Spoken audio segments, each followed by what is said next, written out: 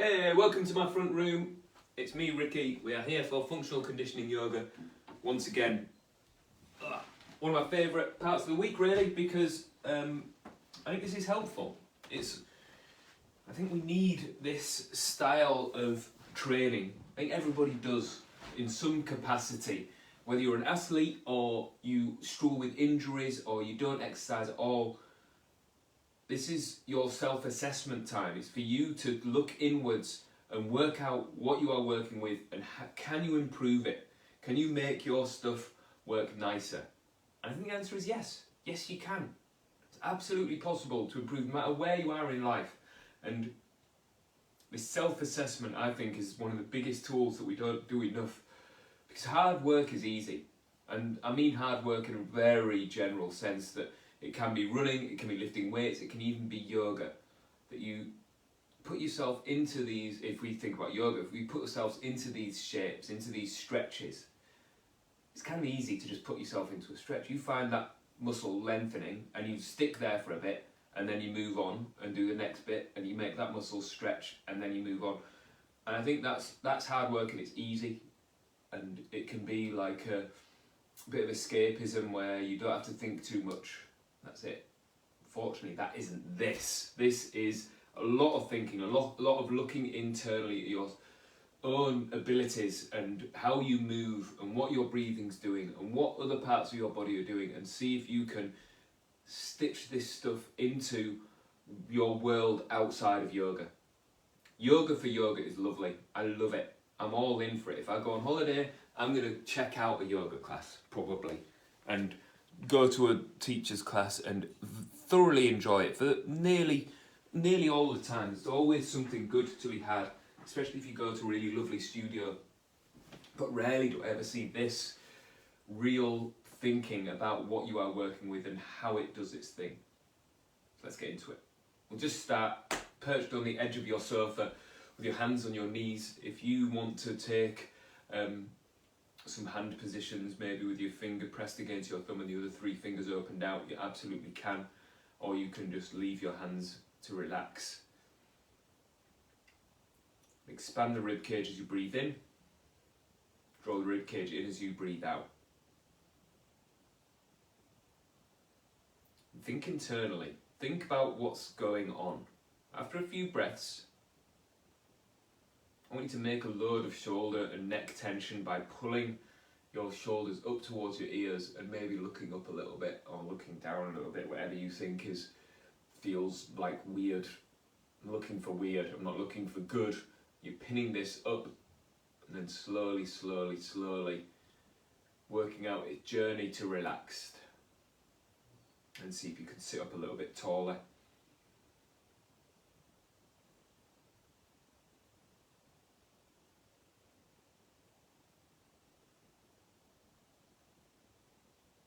Then do a little side bend. Squeeze the side of your rib cage down from one side to the other, and one side to the other. And see if you can get your shoulder blade to join in a little bit. As you pull the side of your rib cage down, you can feel your shoulder blade pull on one side and pull on the other.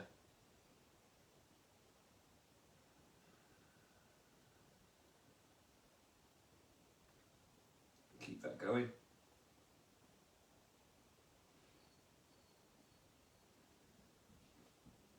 Perfect.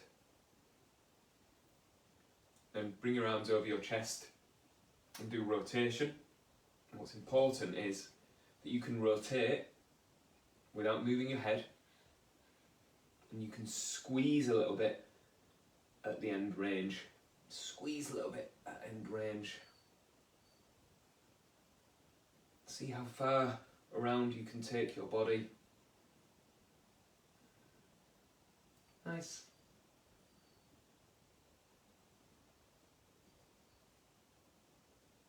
Amazing. Alright, and then let's think about that standing up. So, if you stand up and do exactly the same thing, I want you to be able to keep your pelvis kind of still. But actually, what's really happening is that you are going the opposite direction with your hips. It's hard to get your head around this, I think. But if you think your left shoulder is going to come forwards, then your right pocket has to come forwards as well. And then the other way, left shoulder comes forwards. Come on, right shoulder comes forwards, left pocket comes forwards. I'm struggling with left and right there because I've just finished teaching yoga in person, and I teach mirrored. I feel like I don't have to teach mirrored on video ones, and then I go to call the same side and I have to think about whether I'm teaching mirrored or same side. So it's almost like you're pulling this side of your body, so this side of your hip forwards, while you pull this side of your shoulder forwards, because that is how we stride, that is how we run, and it's a really important thing, and it really even comes down to how we balance. So if I balance on this right leg and bring this left pocket backwards, my left shoulder is going to come forwards because I'm rotated differently from shoulders to hips. They're making this cross if you looked at me from top down, and then I'm going to let this foot swing and this shoulder comes back, and then let this foot swing and this shoulder comes forwards, and then we just let it look kind of natural like this. And it's nothing, sometimes in the past I've taught this about hands doing opposite to foot, which it kind of does. You can see how this hand is following the swing of this foot and it's staying in time. My big toe is down, and this hand does the opposite at exactly the same time, and that is how we run. That is it, and I've got that balance down. That is a language that my body can speak. It can speak balance. Maybe yours can't, and you need to practice this. But you start with what you've got. Whatever you turned up with today, the day that you're practicing, that is it. You've got that. You just practice with that and see if you can get it just a little bit closer. So let's think about that the other way. So if you reach right foot back, which means that your right shoulder has to come forwards. If your right pocket is back, the right shoulder does the opposite. And then you let that swing. You let it swing, swing, swing, swing, like this. And I can breathe in time to this. And this breathing practice and balance practice with movement is just the most useful thing for balance for me. I don't think that I could get better at balance by trying to stick a tree pose, whatever way that tree pose goes, whether it's like that or like that. I don't think I get better at balance from practicing that. My balance practice has to be able to involve this movement and understanding counterbalance, that my hands, my shoulders counterbalance the torque of me swinging this leg around, and it's pulling me in different directions, but it doesn't make a dent. I can just stick putting weight through the floor, and it's exciting for me, especially when I see people work it out in their heads and just get better at it and make it count. Okay, then let's have a little think about our footprint. So I find balance really easy with a flat foot, so having my heel down, pressing my big toe down, and pressing the ball of my foot down as well. That works. I can stick with that and it feels strong, really good. However, I like to see if you can do the same on the ball of your foot, on the pad of your foot with your heel up.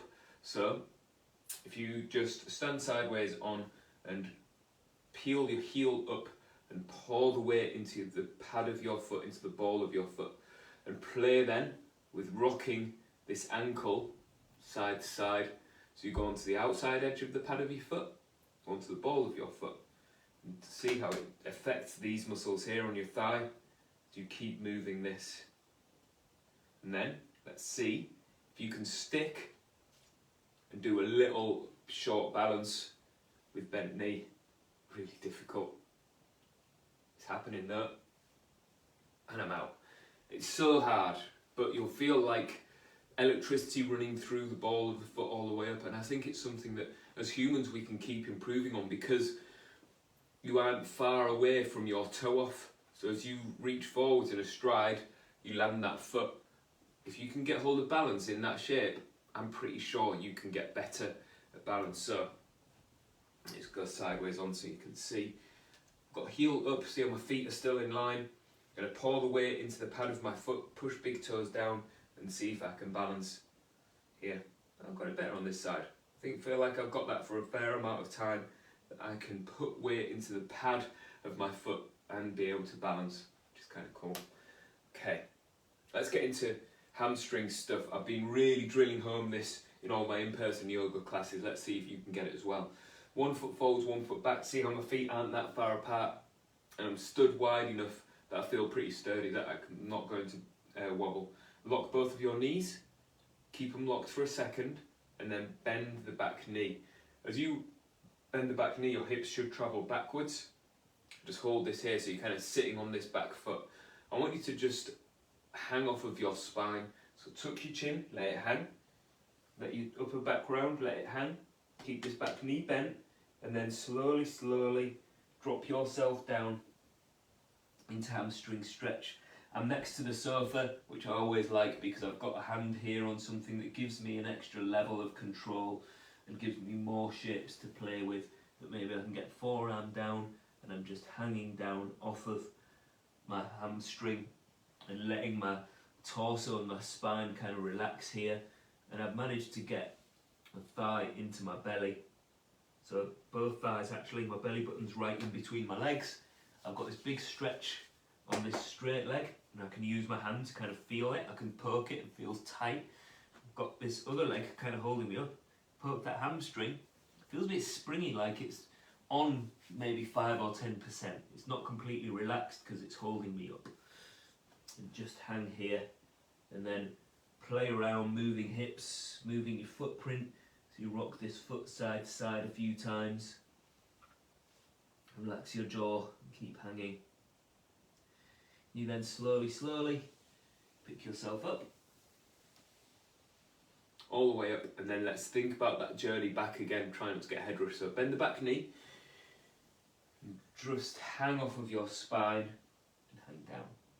So we are in hamstring stretch plus spinal flexion.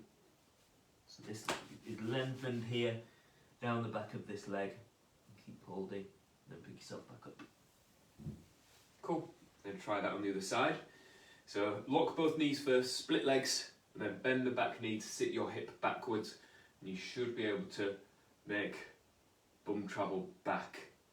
Then hang down off of your spine, hang down more, keep hanging again. I've got the sofa here as a little bit of help if I need it. Just see if you can get your belly kind of close to your thigh here with this leg reasonably straight. Just keep hanging out. And then play a little bit with it. Then bend knees, use your hands to feel stuff, give that hamstring a little poke. What about this back leg? Sit a bit more, find the stretch into the hamstring. Keep hanging out. Cool. And pick yourself up. Slowly, slowly, slowly.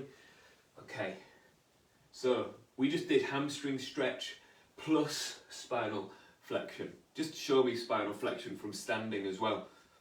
I can't see you, don't worry, I'm not looking in your front room, but show me it. Show me that you understand. Extension is if you put your hands back and you flip rib cage up, that's spinal extension. Spinal flexion is hanging down like this and hanging off of your spine. Both of these shapes influence the back of your legs, and all of your legs really, but for the purposes of what we're doing right now, it influences the back of your legs. If you can put hands here, squeeze shoulder blades together, flip rib cage up, it's extension, flexion. Good, try and do hamstring stretch plus extension. So get hands behind your back, squeeze shoulder blades together, flip the rib cage up, and maybe just take a little step forwards with the left foot. Lock both knees first, just so you get it, and then bend the back knee and see if you can keep this extension. I've got to think a little bit more, being in this shape with my hands behind my back pulling backwards. I'm going to try and keep this curve in my lower back that I can kind of feel with my hands here, and you don't have to keep your hands here, but it might be useful to see if you can sit hips back and feel how that stretch comes much earlier. Keep squeezing shoulder blades together. So this is shoulder blades rounded, shoulder blades squeezed together. Just hinge down, maybe move hips side to side a little bit. That's good. Keep flipping rib cage up and then slowly let your spine join in and see if you can lift it back up into extension. Now join in, flip it back up into extension. So you're hanging on this hamstring, it's lengthening, but you can change spine stuff at the same time. And then pick yourself back up. Cool. And swap legs. So bend the back knee. Oh, sorry, do this first. Lock both knees, squeeze shoulder blades together, really exaggerate the shape if you can, so it becomes like a ridiculousness of lifting the ribs up and lengthening through the belly, and then bend the back knee and come down. See if you can hang and hold this shape here, squeezing shoulder blades together, and then curl down, curl up, curl down, curl up. Keep breathing.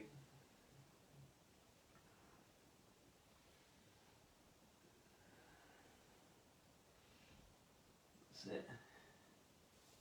Tough stuff. I'm using my hands to kind of help me as well. That's it. Yes.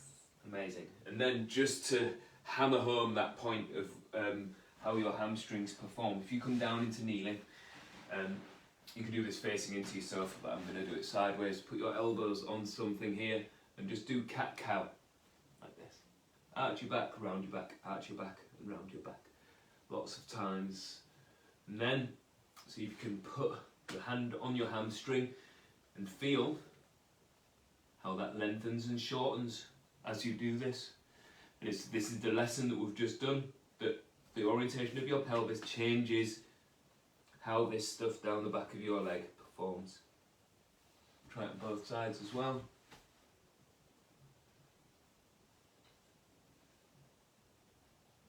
That's it.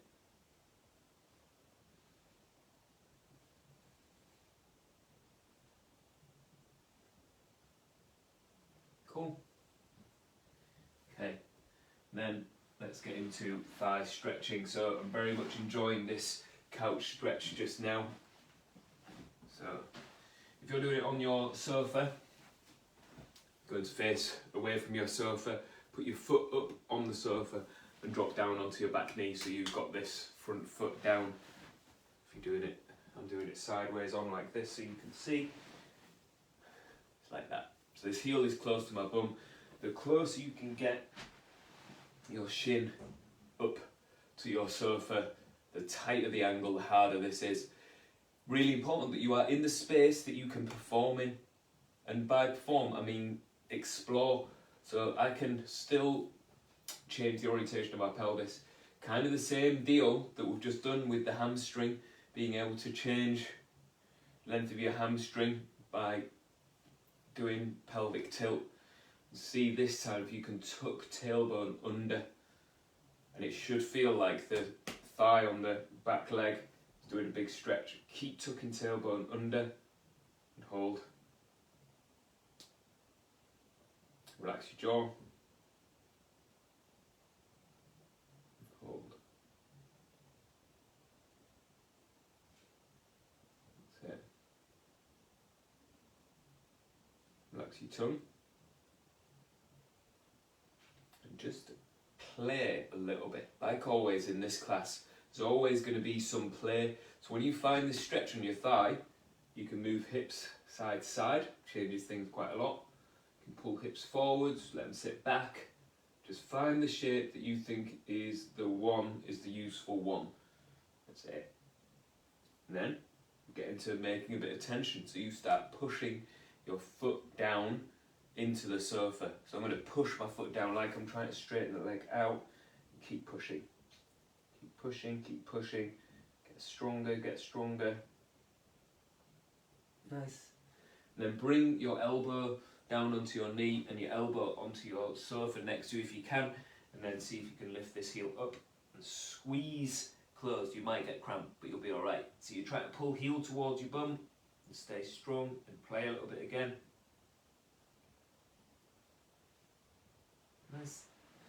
There we go. And swapping legs. So foot on, knee down. Get this stretch. So I need to get closer. I'm not quite getting much of a stretch there. And you can back away from this as much as you want. Find the space that you can stretch this stuff in your thigh. That's it. Keep hanging out. Keep tucking tailbone under. Maybe move hips side to side a little bit.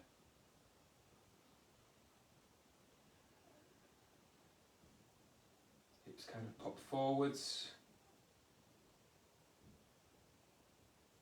That's it. I'm just tuning into my body really, trying to work out what I'm working with, what my shoulders are doing, kind of find this stretch, and then load it up, start pushing down.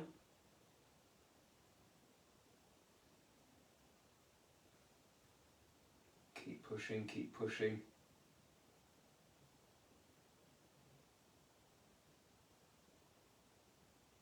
Nice.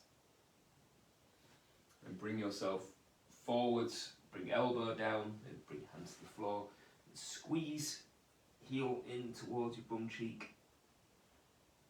Keep getting stronger, showing that hamstring that it can perform in this closed position.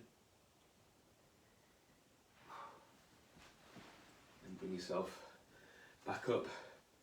Okay, so bring yourself onto your sofa now and we'll get into some more stretchy stuff. So if you have a footstool or something, then you can put your foot up on this and lean forwards. But see how this is exactly the same as being like this with your foot on the sofa and leaning towards this foot on the sofa. If you find this really difficult to sit upright like this, then you can put some cushions under your bum so that you're pitched up a bit higher. But see if you can find your stretch like this. And just hang out.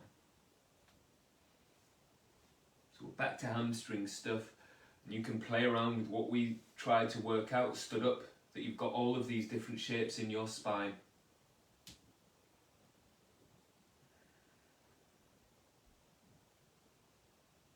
That's it.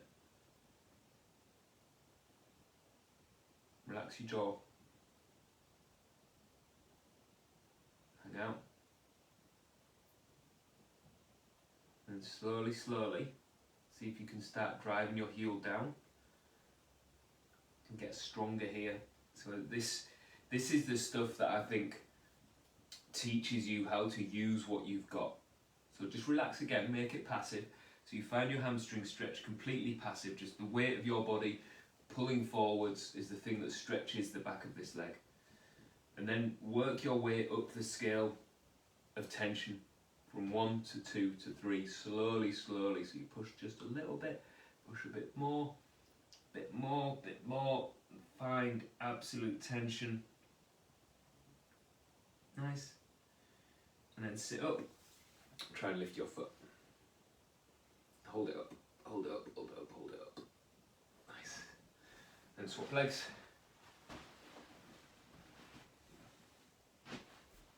So, kind of relaxed. Pulling yourself forwards and down.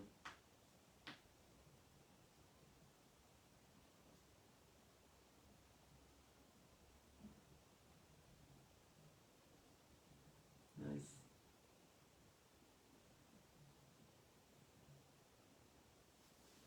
Just keep breathing, keep checking in with yourself, and this is the passive part of the stretch, that you are just relaxed and finding your belly getting closer towards your thigh. Whether you fold in half or not is absolutely irrelevant. It's just the feeling in the back of the legs, which is why I tend to shy away from reach for your toes with your hands, because this is an external thing so far away from the point of action. This is the point of action. This is the stuff we're working on, not this. So doing this isn't all that useful for me. That's it.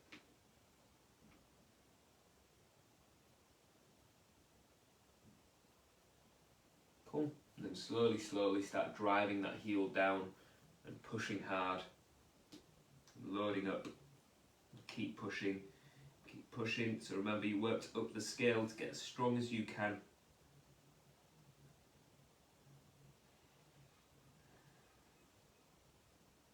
Nice. And pick yourself up and try and lift your foot. It's not about actually lifting your foot, it is just getting hip flexors to be as strong as the hamstring is flexible. Nice. There we go. Alright. And then let's do some spine stuff. So if I move sideways on so you can see. So into extension, it's flipping rib cage up. Into flexion, it's pulling rib cage down at the front. Rib cage at the front lifts, rib cage at the front drops. And your head hopefully stays reasonably still and it becomes more of a pelvic tilt. This stuff here is not really doing all that much. It's more down here at this bit of my spine here doing the thing. And maybe use your hands to assess this. And then let's see if we can do extension and flexion from upper back. So can you keep your hips still? Flip rib cage up, pull rib cage down, flip the rib cage up and pull rib cage down. Keep this going.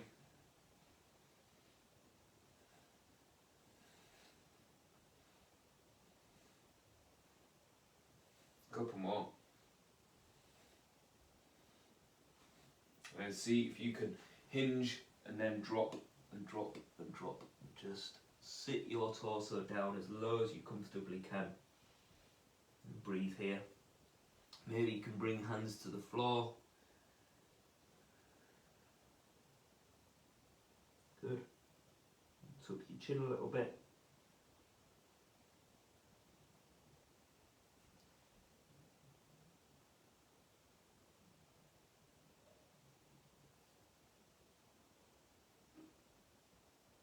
Nice. And then pick yourself back up. Alright, so bring yourself back into seated on the edge of your sofa and just do a few side bends just to check in on yourself. Move your neck side to side. Bring palms together. Thumbs to forehead. Tuck your chin and roll forwards.